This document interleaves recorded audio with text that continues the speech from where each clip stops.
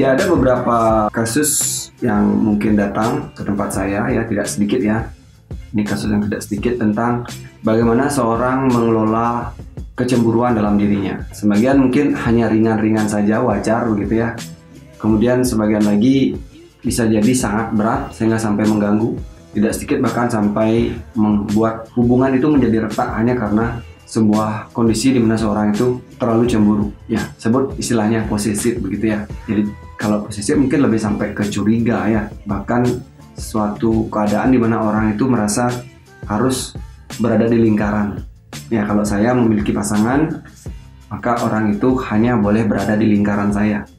Dia tidak boleh keluar ya. Nah, apa yang terjadi sebenarnya kenapa orang memiliki kondisi posesif begitu ya, kenapa orang akhirnya begitu keras cemburunya adalah karena ia satu mungkin dia merasa kekurangan ya, atau dia takut kehilangan. Sebenarnya kalau cemburu adalah tanda cinta, saya nggak setuju ya.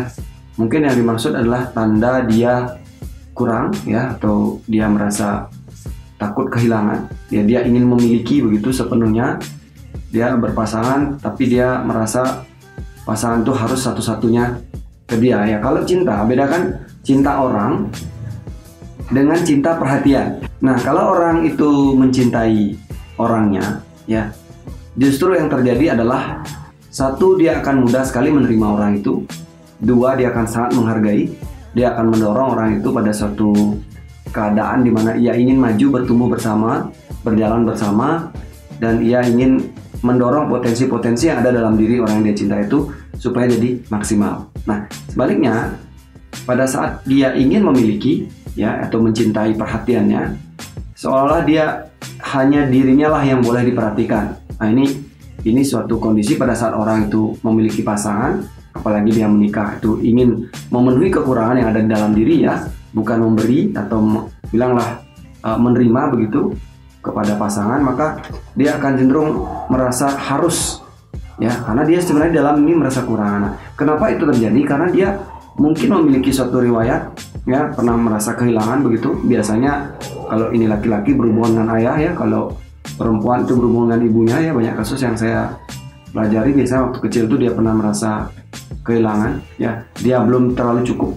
mandiri untuk terbebas atau terlepas dari rasa kasih sayang orang tua, tetapi kemudian dia memiliki trauma begitu. Jadi ditinggal atau mungkin terpisah dengan orang tua, atau mungkin tidak terlalu mendapat kedekatan setelah dimanja begitu, maka ini akan menimbulkan suatu perasaan kekurangan di dalam. Sebenarnya mungkin dia sudah lama mencari ya, dia mungkin mencari kasih itu atau mencari perhatian, pengakuan itu ya. Yang jelas kemungkinan ada trauma begitu ya. Nah, yang kemudian terobatilah oleh pasangannya. Nah begitu. Jadi kalau saya haus nih dikasih air, maka air saya ini akan menjadi suatu hal yang nikmat sekali ya. Saya akan takut sekali kehilangan air ini. Nah, sehingga saya ingin memilikinya, saya ingin menjaganya karena saya takut kehilangan. Nah, ini yang perlu dikenali ya. Jadi bagaimana mengatasi ini? Tentunya perlu diperbaiki dulu traumanya kalau ada ya. Apakah ada kecenderungan ia mungkin perasaan kehilangan yang mendalam, atau ke perasaan tidak disayang, tidak dihargai, atau trauma-trauma tertentu dalam hidupnya.